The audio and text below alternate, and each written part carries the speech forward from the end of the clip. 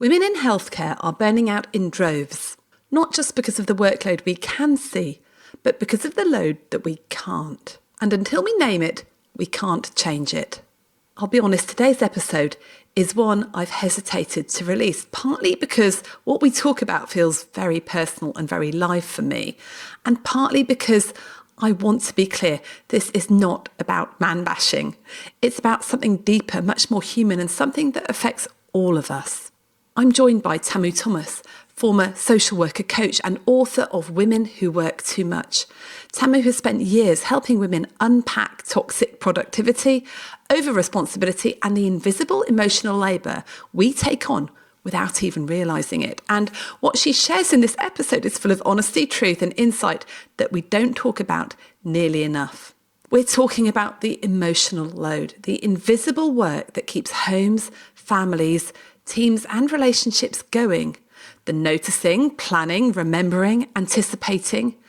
And while many men carry this load too, the reality is that it still defaults to women far more often. Not because we choose it, but because many of us have been socialised to carry it since childhood. I want to share something a bit personal here. A few years ago, I said to my husband, sometimes I just wish I had a wife. And he turned to me and said, yeah, I wish I had one too. Which made us both laugh, but it also stopped us in our tracks because even in our family, even at the time when I was earning more, even with ADHD making the invisible labour genuinely harder for me, we still fell straight into those old gender roles. Not intentionally, just automatically. And that's the experience so many women in healthcare and other professional women are living with. Doing a demanding job and holding a whole second unseen job at home. And here's why this matters. This isn't good for women, and it's not good for men either. Most men aren't avoiding responsibility. Many simply weren't taught to see the emotional load. And when something's invisible, nobody can share it, and it creates frustration on both sides. Women silently carrying far too much, and men feeling criticised for something they didn't even know was happening. And because this is our final episode before the holiday season, and some of you will be listening in January and into the new year, I want to say really gently that there are some hard truths in this conversation. But they are the kind that can shift something really important if we let them. So whether you're heading into the holidays or stepping into the new year, I hope that this episode gives you space to pause and reflect. And then maybe share it with somebody who really needs to hear it. As you listen, notice what lands with you. Notice what really feels familiar. Notice where you might be carrying more than people realise, or where someone you love might be carrying more than you realised. And if this resonates, I'd genuinely love to hear your thoughts. So leave a comment on the YouTube channel or join the conversation in our You're Not a Frog Facebook group. Your reflections and your thoughts will really shape what we talk about next. And finally, do ask yourself, what is one thing I could do this week or this year to share the load? Let's dive in. I'm Tamu Thomas. I am the author of Women Who Work Too Much, Break Free from Toxic Productivity and Find Your Joy. I am now a TEDx speaker, and I do lots of speaking with corporates about women and work and culture and productivity. And I also work with service-based professionals who want to start a thought leadership brand. One of my main passions, and I think it might be my mission for this moment in my life, is to support women to feel and be powerful in every area of their lives. Amen to that. And Tamu, it's wonderful, wonderful to have you on your podcast. I'd just like to dive straight in. What do you mean when you talk about toxic productivity? So I describe toxic productivity as the obsessive, compulsive need to be productive. So when I talk about this, people often think about work, about overfunctioning at work. But I look at it through an intersectional feminist lens. And through that lens, I identify women. And then when you include the intersection of race, overfunctioning all the time to prove their worth. Whether it's at home, whether it's at work, in friendships, in every area of our lives, women are engaging in toxic productivity because we've been taught that making ourselves useful, pleasing people, being quote unquote good and selfless is what makes us good women. Let me just ask right at the beginning, Tamu, because we have male listeners as well and people that sort of identify as gender neutral. Is it a female problem, or can toxic productivity be experienced by other people, particularly perhaps people in doing certain roles? Toxic productivity doesn't discriminate, but we do. So there are lots of men and people who are gender expansive who will relate to that relentless productivity, something I refer to as the more monster, being more and more ambitious, wanting to do more, because we are socialized under capitalism. And capitalism is about growth for the sake of growth. And we're only worthwhile when growth is on an upward spiral. So it's all of us. But there are extra layers for women and people who are socialized as girls. And when I say women, I'm including trans women in that as well. So if you are a woman or somebody who was socialized as a girl, part and parcel of your upbringing told you that as a girl, to be good, you had to be selfless. So if you look at children playing, for example, girls are always encouraged to be nice, to share. Whereas look at children in playgrounds. Girls invariably are doing nice things. Boys are crashing around, doing whatever they want. And, oh, he's a boy. And you will also see things, for example, in mixed gender families, quite often, not all the time, the way girls are socialized within that same household is very different to boys. Case in point, my daughter's recently gone to university, and I was having a conversation with a friend of mine who's got children of a similar age. And we were talking about the way our children have gone to university, and boys are finding it much harder to cope because all of those domestic, self-caring tasks that girls are socialized into, they haven't had the same level of input. And then there's the double whammy of I'm Gen X. So I was part of that, or maybe Xennial, whichever one you're looking at the particular time. But part of my socialization was that I had to be domestic. I had to be able to run a household, and I needed to be demure enough to not make a man feel insecure, because men need to feel like they're the leader within a heterosexual relationship. And I also had to kill it at work. But whilst I was killing it at work, getting qualification, making great strides, I had to do it in a way where I wasn't threatening, because as a Black woman, I might be seen as aggressive.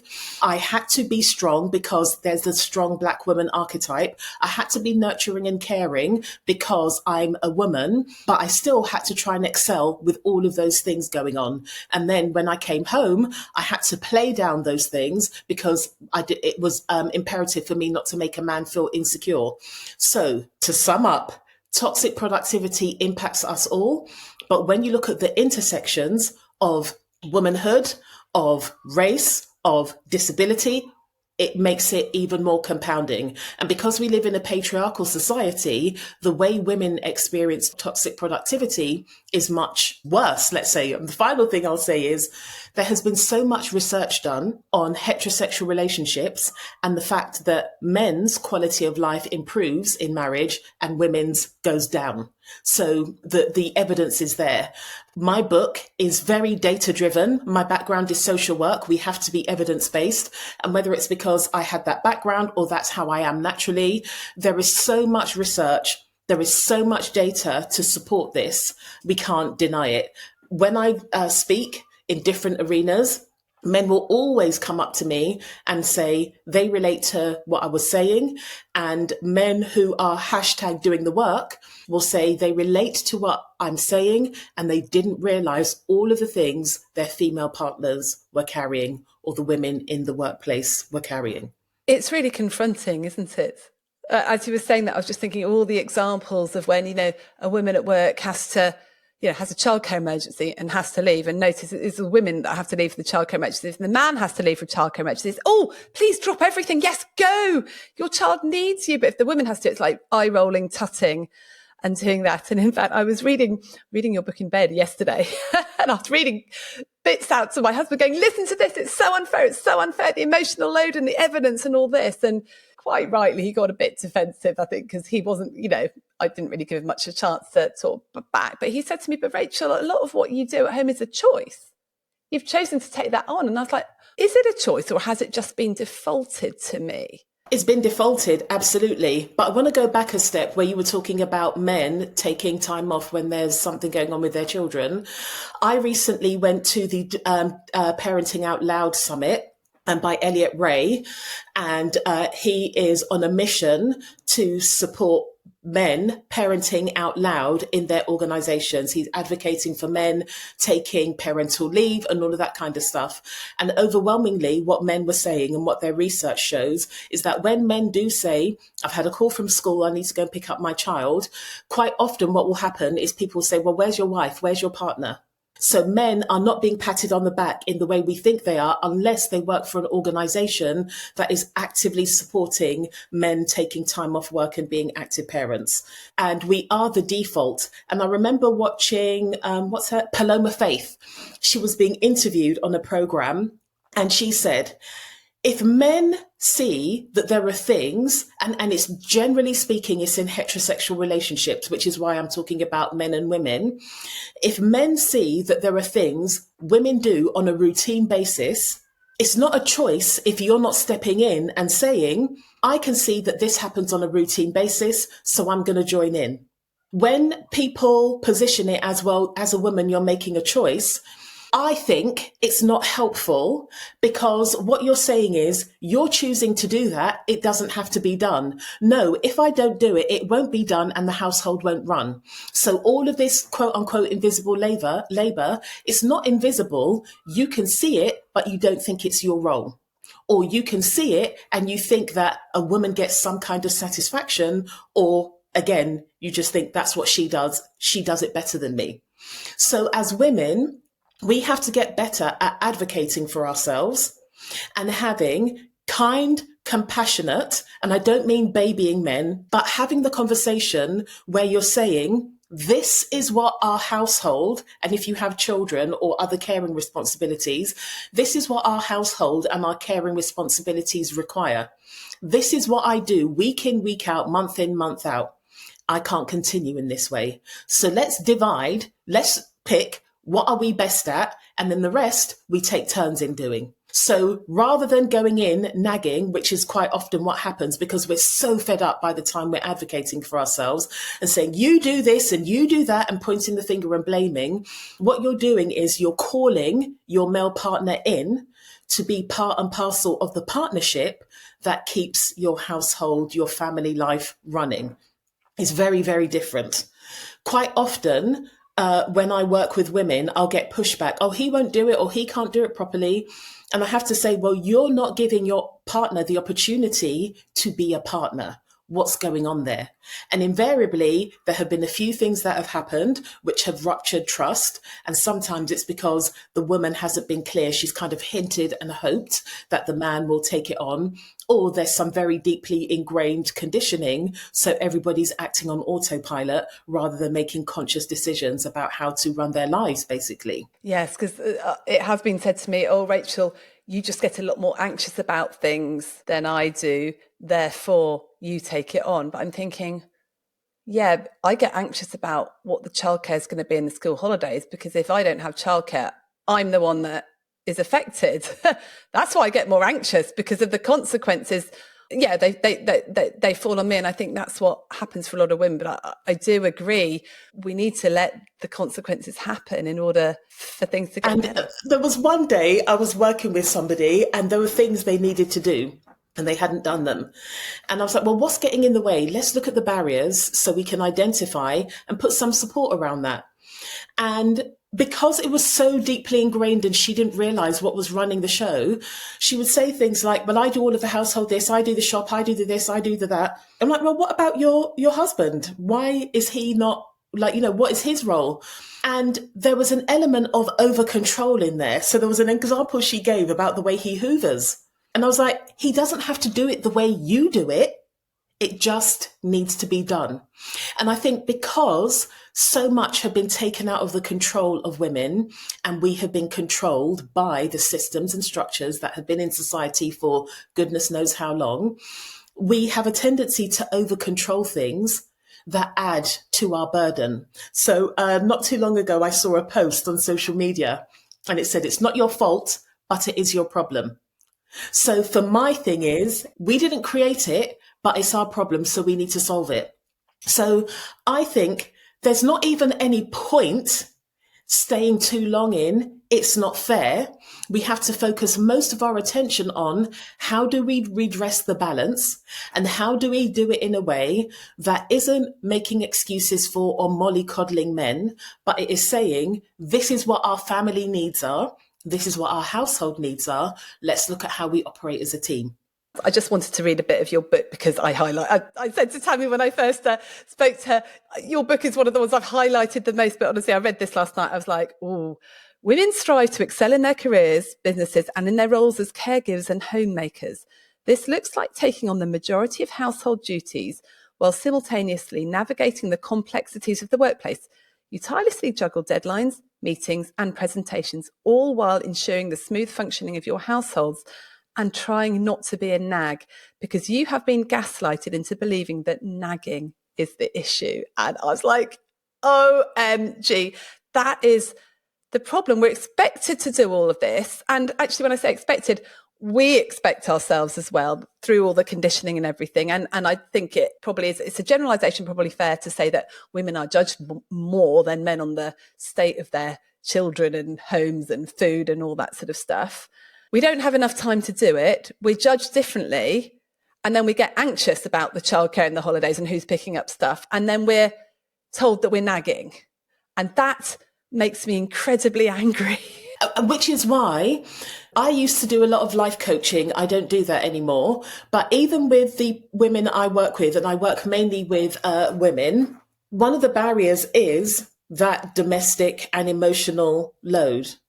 And because we have been programmed to carry it all like Stepford wives. So don't complain about it, because one of the rules of womanhood is you've got to be convenient. If you're inconvenient, then it's a big problem. So one of the things I do is help them to develop language and ways of being able to articulate it. So they are not nagging, they're inviting in partnership. And I know I've said that in various ways in the conversation we've had so far. But it's really important because of the way we're all socialized. The moment what you are saying appears to be nagging, the focus then is going to be you're nagging as opposed to the issue you're talking about. And it is very frustrating. I remember when I first read the book Fair Play by Eve Rodsky, I was livid at the backflips and contortion women have to do to be able to get their male partners on board. But if you don't do that, they're not going to be on board. And women love their partners. They want to be in long-term relationships, but they want the relationship to feel like a supportive partnership. And thinking about the fact that we are all socialized in this water, like we're all swimming in this same water. If we want to have loving, nurturing relationships, we need to give men the opportunity to get on board. Now, what I've identified is that on many occasions, women don't do that because they know that the conditioning in their male partners are so deep that the men will refuse to come on board. These are relationships where men get stuck in, why have you changed? You didn't used to be like this. I want things to be like the way they were.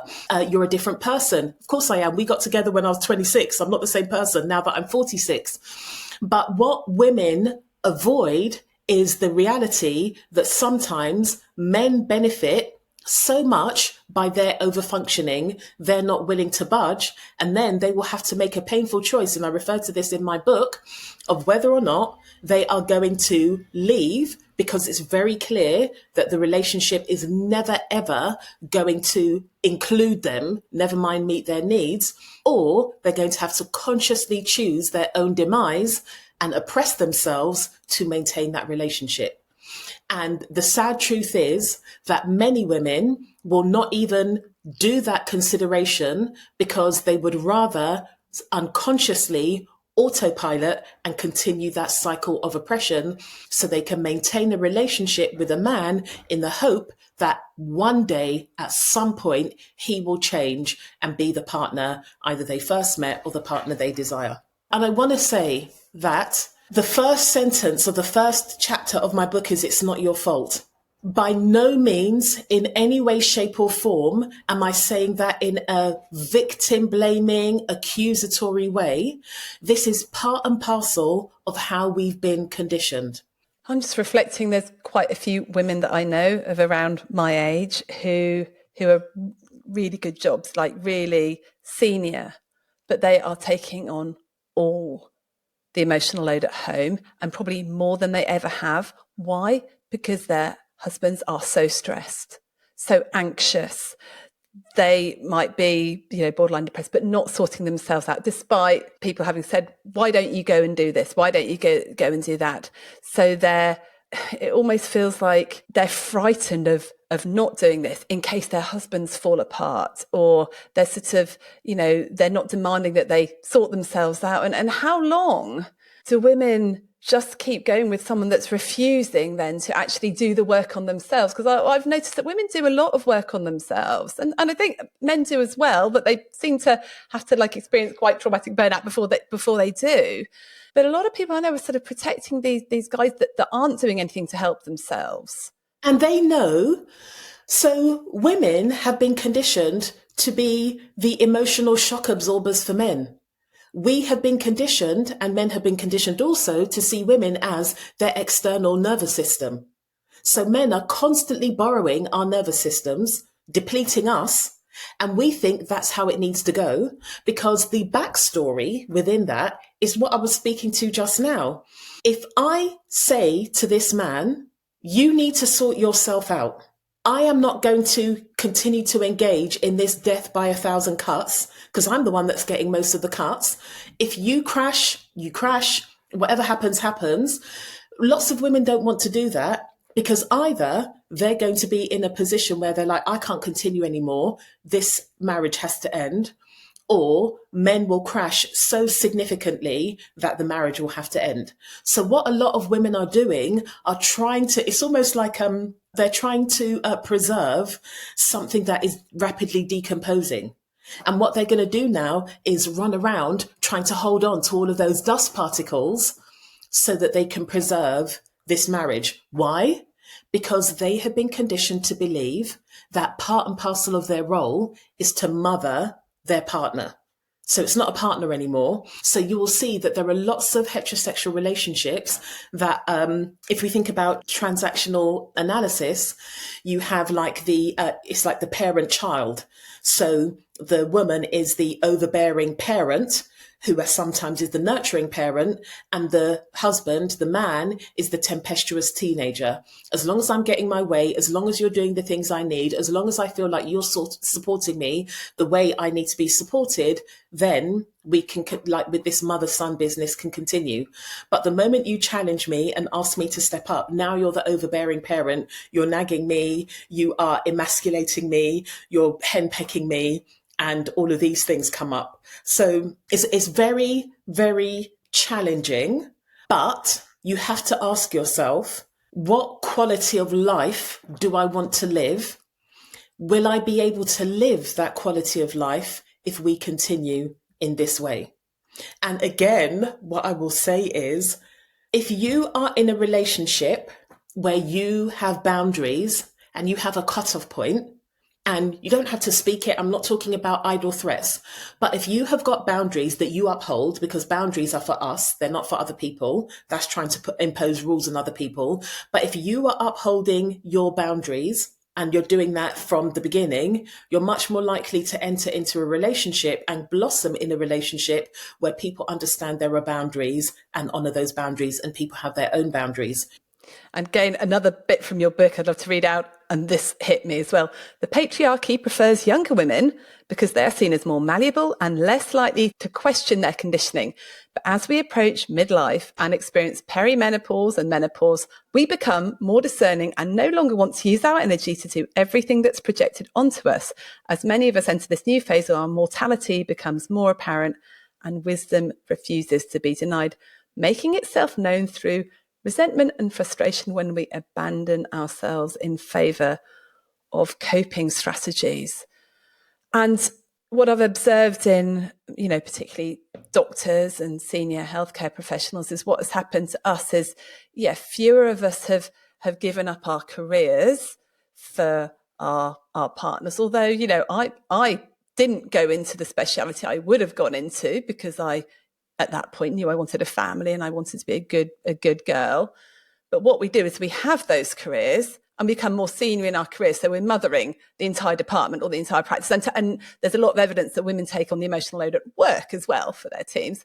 So we're working our asses off at work and then having the extra stuff in the family. It's often at the time when the men are also having, issues. They are at the point where they are senior in businesses and having to deal with significant stuff. And so it's this thing where we're women burning out at work because of the way they're having to work at home as well, and teenagers as well, the emotional load that comes with teenagers. So it's really, really hard. I think also people are really worried because the men are often the main breadwinners or often earning more, although that's getting less and less common. But the woman has this idea that, well, I need to protect him and I can't ask him to change or do anything because he's the one where the burden for the finances fall on the family. I bet you've heard that excuse a lot as well. And it's a very valid reason. However, it doesn't mean that your needs don't matter. So I remember during the pandemic, so at that time I was working with lots of business owners, and these business owners, they weren't necessarily the secondary income in the house. Sometimes they were earning the same, sometimes they were earning more. And during the pandemic, they would come onto calls and there were children clambering all over them. And they would literally say, my husband's on a call, so are you. Or like it was always my husband's work is more important. And it didn't even cross their minds that they could look at their diary across the week, identify when they had calls, and then split between their husband or their male partner and themselves. So they were taking turns. It was total abandonment of my ambition, of my things, because his work is more important. I've got to protect his ego. So there are lots of men who are very different. My brother is a millennial dad, and he is as involved as his fiancée. And he is seeing that he's not an anomaly anymore. He has begun a dad's group. So quite often dads would comment on all the adventures him and my nephew go on, whether it's bike riding, hiking, whatever the case may be. And so now they're starting to do that together as a group. So things are changing. The change is very, very slow. It's not happening rapidly enough. But the more men who get actively involved from the beginning, the more listen, if they put on the Wellington boots with the wrong jacket and the wrong trousers, who cares? It doesn't matter. As long as it's not the Sunday best and they're going crashing around the skate park with that on, let them do their thing. If dad relies on a diet of tuna sandwiches and apples, your child is not going to die. Tuna sandwiches are quite healthy, actually, and so are the apples. Maybe let's get some brown bread instead of some white bread. But I can see, I don't want to be here like I am engaging in misandry and that I don't have any faith in men. What I am seeing is that things are changing, and I think that the only way, especially in the the global political situation we find ourselves in, where there are men in power who are actively trying to strip women of rights, we need to bring our men on board, because as I wrote in my book, patriarchy doesn't serve anybody. Nobody benefits from patriarchy. I had a post on social media, I can't even remember what it was. And a man was saying, well, it's because women see men as providers. All they want men to do is be the breadwinner. And I said, well, actually, it's very interesting you say that. That is actually something that's been set up by patriarchy. Women didn't set out saying, we want men to be the breadwinner. We want to sit down idly having this soft girl life that people are posting about on social media. That was a patriarchal thing. Patriarchy said that men have to be strong. Patriarchy said that men showing their emotions is effeminate. Patriarchy said that men should be out doing the working all day long to provide for the family, and that women and children should be dependent on that man. So patriarchy doesn't support any human being. And feminism is good for everybody. Feminism is good for everybody. Yeah. And if men have daughters, you want that. You want feminism for your daughters. And it's just asking for things to be equal, isn't it? So when I'm hearing about all this, Tamu, there's a bit of me that's going, yes, but, because when you say, yeah, we should be inviting the men into partnership, I'm going, why should we be doing that? Why shouldn't they be inviting us into partnership? Why is it always me that has to sit down and go, can we do the diaries? Can we just check the arrangements?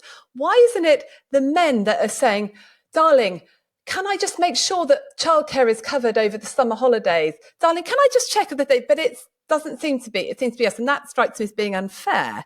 And that makes me really cross. However, that's outside our control, isn't it? It's outside, again, the fact it's unfair, the shoulds, that gets us stuck in frustration. So what we're talking about is what is in our control, just accept that we have all been conditioned like this, the whole of society, not just men, the women have been conditioned like this as well. Therefore, it is reality. Let's not deny reality.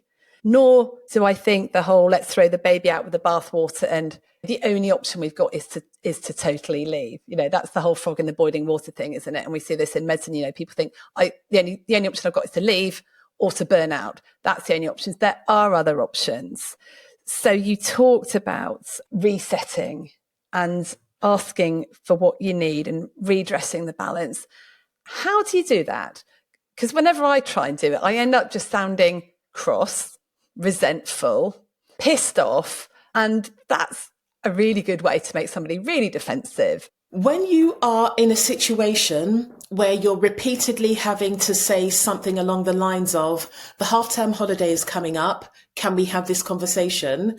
What you're doing, you're parenting because you're having to do these constant reminders. What you need to do is think about, how do we set up a system for our household to run? Everybody, as human beings, has occasions where we need reminders. We're not machines. We're cyclical. We have various things going on in our lives. But it's things like, for example, having a family calendar. I've got ADHD. I need the physical reminder. I need the digital reminder. I need it all. So it is those things like having the year calendar in a communal area where everybody's going to see it. So maybe that's the kitchen. And you mark out the holidays in advance. Let's use these school holidays as an example, because that's always the tricky one. Not only are you putting it on that physical calendar, you're putting it on the digital calendar, and you're assigning who's doing which part of the holiday when. So that's in everybody's calendar. You need to take responsibility for that. We can put reminders in, whatever the case may be. For the year, you're set. And then you have a agreement, because a lot of us work by expectations rather than agreement. So the agreement is, if you have got something on, which means you're not going to be able to do your part of the holiday agreement, you need to let me know with at least 2 weeks notice so that contingencies can be put in place. If there is something that is out of our control, those things do happen. But we have got to be proactive and create systems and work on agreements rather than expectations and working one holiday at a time. And we can apply that to anything. You've got to run it almost like, especially when your children are young, almost like a military operation where things are being allocated, because then there's no confusion. And you have that agreement in your household, not just in your partnership, that we work by agreements, not expectations. From 6:15 to 6:30 a.m., I'm not here. I don't exist because I'm having my 15 minutes. Over time, that compounds. And your system, your nervous system, your subconscious mind starts to trust that you are going to give yourself that little bit of time to regulate yourself, to give yourself some nourishment. And it is your nervous system is going to be so grateful. You're going to get a huge return on investment by having a bigger capacity. So how would you answer this, Tamu? I have a friend who has teenage children living with them who've finished their A-levels, doing gap years and things like that. They have tried to put in a rota in for housework. They've tried to say, can I have some help with this? They've tried to say, how about we have a different day to do different meals. They've tried to say, okay, someone, if I cook, someone else clears up or whatever. And their husband said, oh no, it's not, let's not just be prescriptive about it. That's too prescriptive. It's too rules based. That's not fair on people. We'll just rely on everyone to see what needs doing and help. We don't want rules in this household. And it's just completely scuppered over in terms of trying to make things fair. What would you say to that person? I would be saying that you need to have a one-on-one conversation with your husband. A, that is hugely undermining, it's not supportive. And B, I would recommend them reading the book Fair Play by Eve Rodsky, because Eve Rodsky has got like frameworks and stuff they can use to be able to articulate. So it's like what I was saying earlier on in the conversation. You need to be very clear about all the things that are required to run the household. And you need to be very clear with your husband that not only is it unfair and unreasonable, it's actually compromising my health and well-being. Now, if you want a wife that has got energy and can be fun and is available to have sex and all of these sorts of things, you need to be getting on board, because if all of my energy is directed outward to serving people who are more than capable of being able to do that, you're going to get a fraction of a wife. And then the two of them need to meet with their young adults in the household and say, this is how it's going to be. Now, for the woman, this is where it's really tricky, because when people don't follow through, the people you live with don't follow through, you're actually going to have to leave things so they see the consequence of their actions. Because if you continue to fill the gaps, they're never going to see what the consequence of those actions are. Let's be real.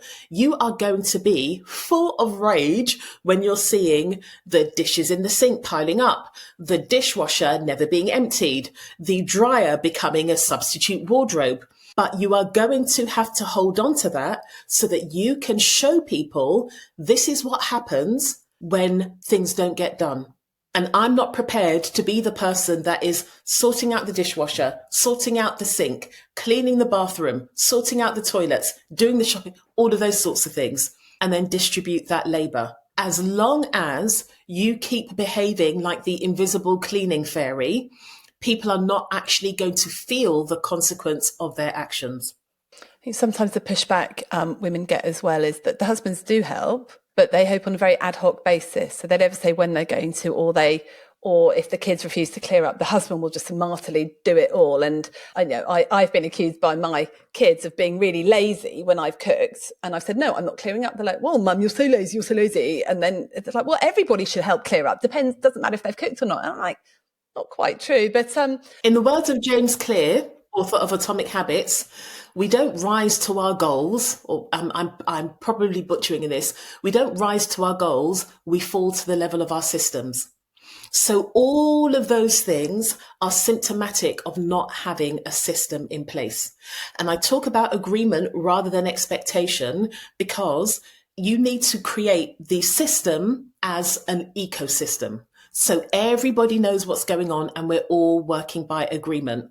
Otherwise, it will default to the level of the system that's in place, which is mum's going to do it. She might moan, but we can zone out of mum's moaning and she'll get on with it. It just becomes like, doesn't it, in the end? Exactly. Yeah. Exactly. What do you do when there is a power imbalance in the relationship? And I think a lot of women do have themselves in this situation because they have neglected their careers or kept at a low level in their job, or gone part-time. And then the husband does end up in a very responsible, very high-paid job. And so it's like, well, I can't possibly miss that board meeting or this meeting, or I can't possibly do that. And the job is always the trump card. I think that we need to start reconsidering what power is. The reason your husband is able to be an executive on the board of whatever he's on the board of and have a family is because you've done all of the things domestically, emotionally, which has freed him up to be able to create that career. If he wanted to have a family and have that career, you've made a lot of sacrifice to facilitate that. So when we think about power in that way, actually, you have contributed a lot to his career. Furthermore, if you weren't doing the things in the household, he wouldn't be able to have that career, have these beautiful children that look so great in the family photographs. There's been lots of research done into the if women or the people that do the domestic and emotional labor, if they were paid for their labor, it would be the equivalent to a 6-figure salary. So just because you're not being paid physical money, it doesn't mean that the work you do doesn't yield a huge return on investment. If we just think about children only, so you talked about a scenario with children who are doing A-levels, the return on the investment in all of that labor is children who have been able to do A-levels. It's children who are going to grow up and be contributors to our society. So not only our family benefits, society benefits as well. So we need to really reconsider what power is. We cannot reduce power to only being the money that goes into the bank account, because there are a whole load of people that are making a whole load of money and they're not even enjoying or seeing that money, because every time their income goes up, their life expands. So they're asset rich. Maybe they've got quite a lot of experiences, but they don't actually have money in their hands. So we need to redefine power. We need to redefine success.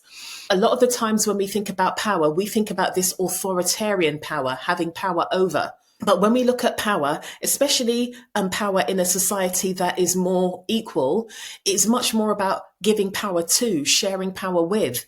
What about considering that man who is in this exco position, you two are a power couple, because all of the stuff you do has facilitated him being able to have that relationship. The fact that you're able to do the food shopping and create the experiences in your home, you're able to because he's working and bringing in that money, you're taking that money and creating a meaningful life with it. That money on its own doesn't create this beautiful quality of, well, sometimes it's not even a beautiful quality of life, but that money that man earns, you take that money and you create a life that your family enjoys. That's a power couple. Depends on definition of power, doesn't it? And I guess it's giving back that woman some power of her own. And also her seeing her role, like it's not going to be given to us. The systems and structures we live in do not benefit from women feeling powerful. So we need to recognize our power. We need to go off and do the research so that we feel empowered, so that we don't feel like I don't contribute much, I work part-time, or I've just got this little business and I don't make that much money, or because our children are young, I've decided to stay at home. We need to recognize ourselves as powerful. Sometimes this phrase really gets on my nerves, but sometimes we are giving our power away. And it's not necessarily because of the individual man we're with, it's because of the patriarchal society we live in. So it's our job to recognize ourselves as powerful. I just want to ask you about this whole thing about self-care, because, when you do end up totally exhausted because you've got a very, very busy, very senior job and you're doing the emotional load at home and you then, I think, go, well, yeah, I do need to have this sort of soft self-care life. There have been times in the past where I'm like, I just want to stop doing everything and sit in the garden and work in the garden. And I think a lot of women, that feels like their only option. So they do end up then just giving up and saying, right, I am going to do this soft self-care stuff. And there was a line in the book that really struck me, which was, self-care is not a productivity tool. And I was like, oh, because actually, all the productivity stuff, they're like, look after yourself so that you can do your work more effectively. And that I was like, oh, so can you just explain what you mean by that? When we think about how we care for babies have needs. If our baby cries, we don't think, oh, you're just crying for nothing. We'll think there's something wrong, there's something up, or you're trying to communicate some kind of need. Let me investigate so I can meet that need. We're still that baby. We might be in an adult body, but we still have that same level of need. So self-care is the way we meet our bids for connection. It's the way we meet our needs. It's the way we fuel ourselves and fill ourselves up. It's the way we build trust with ourselves, that we're not going to neglect and abandon ourselves all of the time. We are actually going to take time to replenish ourselves. And when I talk about these things, people think I'm talking about, bubble baths and all of that. I love all of that stuff, not knocking it. But actually, you were talking about sitting in the garden. You're a busy senior professional. You've got loads of things on. Your version of sitting in the garden may be you don't accept back-to-back meetings. So a lot of us have online meetings and people just book things in our calendar. And sometimes we think we're being efficient by having maybe 2 days a week where we have back-to-back calls. Actually, that's overwhelming. That's too much for our nervous system. So it's about treating us, self-care is treating ourselves like human beings instead of treating ourselves like machines. So that looks like whatever your calendar booking system is, you make sure that you have a buffer of 15 minutes. So you're not having back-to-back calls. And in that 15 minutes between your calls, you're doing your own version of sitting in the garden. So if you work in an office where you've got a window and you can see the sky, it could be just literally taking some time to mindfully breathe, feeling your feet on the ground whilst you're looking at that expansive sky. Looking at nature like that is very regulatory for our nervous systems. Feeling your connection to the ground beneath you automatically brings your focus and your energy back into your body after you've had a lot of expending outwards. And that mindful breathing enables us to breathe in a way that is nourishing for our nervous systems. Breath, like without breath, we haven't got anything. Lots of people think, oh, it's some really woo-woo spiritual thing. No, actually, our breath is a huge indicator of how safe or unsafe we feel. So if you are giving yourself, if you've got that 15 minutes buffer and you take even 2 minutes, 5 minutes to be at that window, mindfully breathing, feeling your connection with the ground beneath you, all of that is regulating yourself. All of that is nourishing yourself. If you have 3 meetings and you have 3 15-minute windows between meetings, and within that 15 minutes, you are taking 5 minutes to do that breathing, you have given yourself 15 minutes of very good nervous system nourishment. Amplify that over a week, amplify that over a month. It all compounds. And what you're teaching yourself is that you are going to have periods of a lot of output, but you're going to have a pause where you're able to input. And over time, that helps to nourish yourself. That's your equivalent of doing the garden. It's things like not having meetings. Like I don't have meetings on my calendar before 10 a.m. And people say, it's all right for you. You're self-employed. You can do what you want. No, actually, when I was a local authority social worker, my child hated breakfast club, after school club, all of that. It was far too stressful. So I said to all of my employers even before I went for an interview, I thought, I'm not going to waste any of our time. I need to on these days, I need to start at 9:30, but I can work longer on these days. So if there are things that come up on duty or whatever, I can do those things. There were some employers that said, no, I need you at this desk at 9 a.m. But there were far more that said, yeah, that's absolutely fine. So we need to check in with how powerful we are and advocate for ourselves. If the organization you work for doesn't have any flexibility like that whatsoever, you need to start looking for other opportunities that align with you. We have to stop this thinking, well, they're my employer, and acting like we can't get another job. I know that the job market is tough right now, but you need to be actively looking for organizations that align with your values, because the stress and the emotional guilt that we will frivolously call mum guilt is too expensive to carry.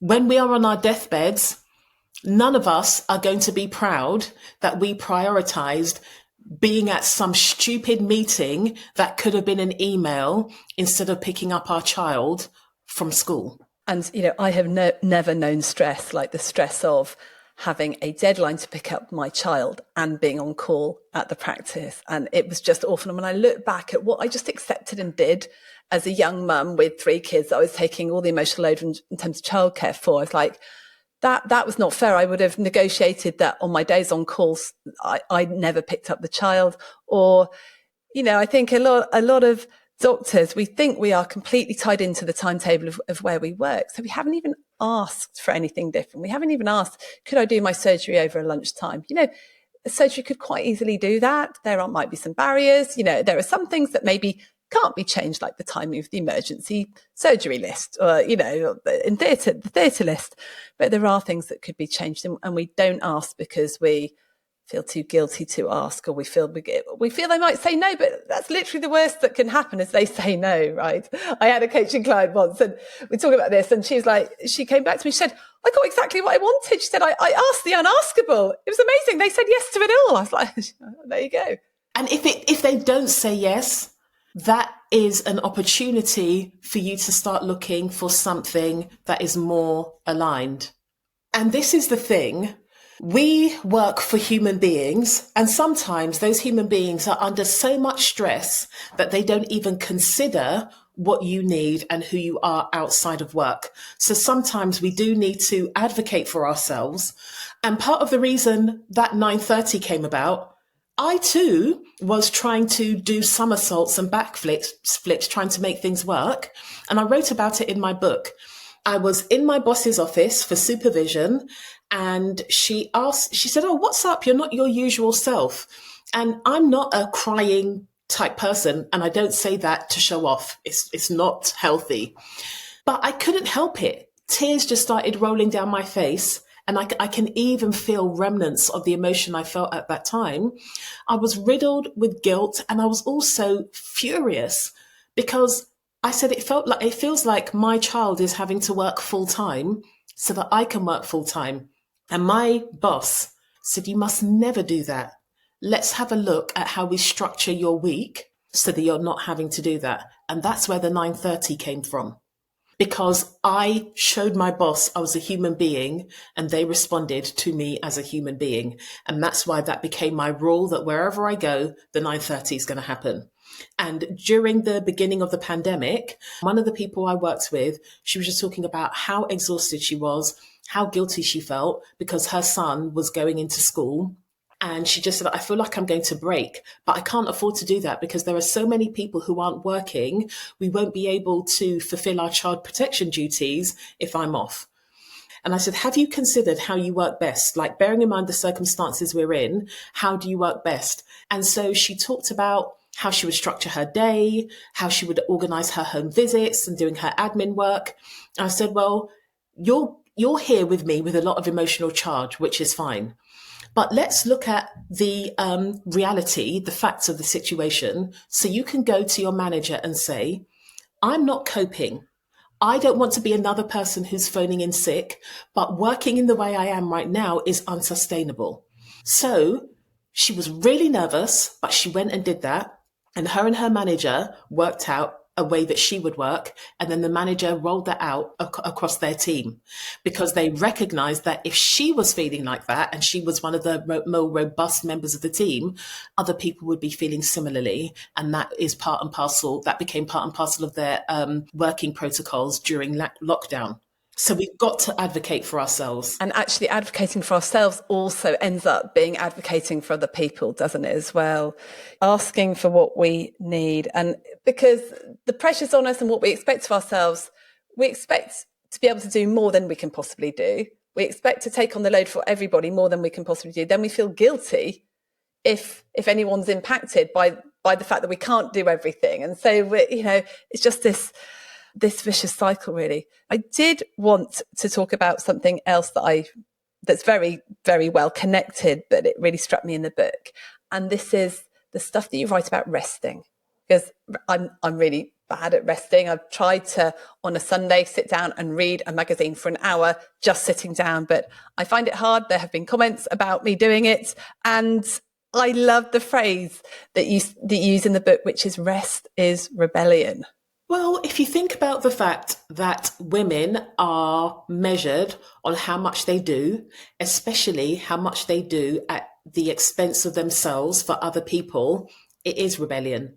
I think that part of the reason why our society, our patriarchal society, is so invested in women being exhausted is because when we're exhausted, we're much more likely to autopilot and sustain the systems we exist within.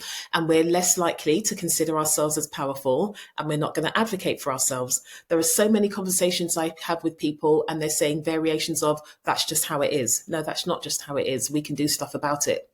And I want us to reconsider rest. especially if you are an over-functioning, high-functioning, type A, high-performing type person. Sitting around doing nothing is going to be a shock to your nervous system. Our nervous systems are very adaptable and they adapt to the way we operate. So our normal can be over-functioning. So operating in a way that's different to that is going to feel like danger zone. So it's about looking at it as a journey, taking it slow and being creative. So one of the things I refer to in my book is Dr. Saundra Dalton Smith's 7 Types of Rest. And a lot of us do knowledge work. So we're not moving around the way our bodies need to move. I always say we've got loads of hinges because we're supposed to be moving. We're supposed to be moving on a regular basis, right? So it's like, actually, is it that magazine I need to be sitting and reading, or do I need to be going for a walk? And some people will say, you've got to raw dog your walk. Don't go listening to a podcast because that's not the same. But to a brain that's used to being occupied with something, one of the things I recommend is to listen to a fiction audiobook, for example, not necessarily a personal development book or a personal development podcast, so that you are walking. You might live in a city, but there's still nature around. You know, there are trees planted, that we've got the sky, so that your brain is entering that imagination zone because you are picturing what is going on in that fiction book. And you're also taking in your surroundings. So that is a great form of rest. It could be that you decide that you're going to take yourself off on an artist date. You don't have to go into, I live in zone 5, suburban London. I don't have to always go into central London to go to the Tate or something like that. I've got cute local museums. They're not always sharing and showing things that I'm particularly interested in, but it's different stuff. I'm using my mind in a different way. Dr. Saundra Dalton Smith talks about spiritual rest as one of the forms of rest. For me, I'm not a religious person per se, but I do have spiritual practices, and I can feel the difference when I'm not engaging in my spiritual practices. So is it that you're going to do one of those things? It's about looking creatively at the type of rest you need and making time for that. The other day I was talking to a friend of mine. He's a fitness and nutrition coach, shout out Greg Fearon, for busy women. And he was talking about how these women never have blank space in their calendar. Yeah, when you're used to overfunctioning, blank space is the enemy. So what I do with women who operate like that, it's not a blank space. It is, we love doing, so it's an action word. So the space is go for a walk, do some mindful breathing, and breathing. So these things act as a command. I was listening to Grace Beverly on her podcast. She's got like multiple businesses. She's a very successful entrepreneur.